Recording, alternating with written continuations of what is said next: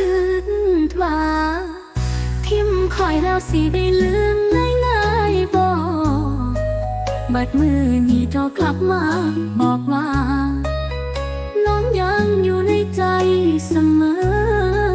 โอ้ยอายเอ้ยมือนั้นน้องให้จนหัวใจสิขาดลมหายใจละแต่มือนี้น้องใส่ส้นสูงยืนงามใส่หน้าเจ้าเลยละเด้อละเด้อ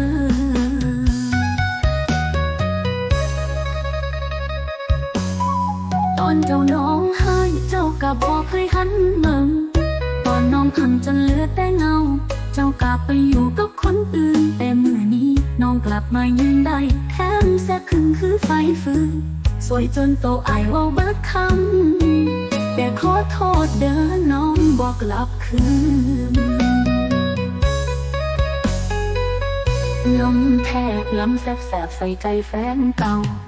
บ่ต้องส่งข้อความมาเว้า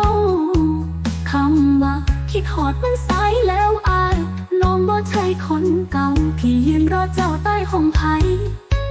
นี่น้องยืนใต้แสงไฟยิ้มปังใส่กล้องหน้าเวทีหลายคนถามว่าน้องลุกขึ้นมายังไงคอยบอกว่าเจ็บจนเบิดห้อยหัน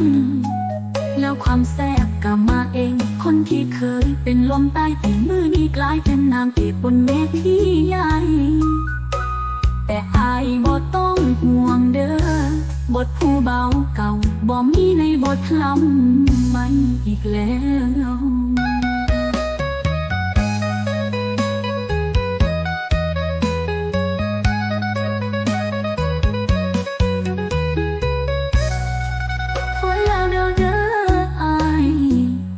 ใจบ่เหลือให้เจ้าน้องเปลี่ยนโตแล้วนะบ่ใช่สาวที่ยืนให้ข้างเงาสิให้คอยถอยกลับบ่มือนี้คอยปังเกินเบากลับไปโลดอายเจ้าได้แค่เบิ่งของเก่าที่เจ้าเคยทิ้งลำกลองจบลำแรงส่งท้ายมือนี้คอยเว้าเพื่อขอความหักแต่มาขึ้นเวทีเพื่อขอบคุณที่เคยเฮ็ดให้คอยเจ็บเพราะความเจ็บนั้นล่ะเฮ็ดให้คอยลุกขึ้นสวยจนใจเจ้าสั่นสะเทือนจำไว้อายเด้อของที่เจ้าทิ้งวันนั้นบ่ได้ขายคืนเด้อจ้า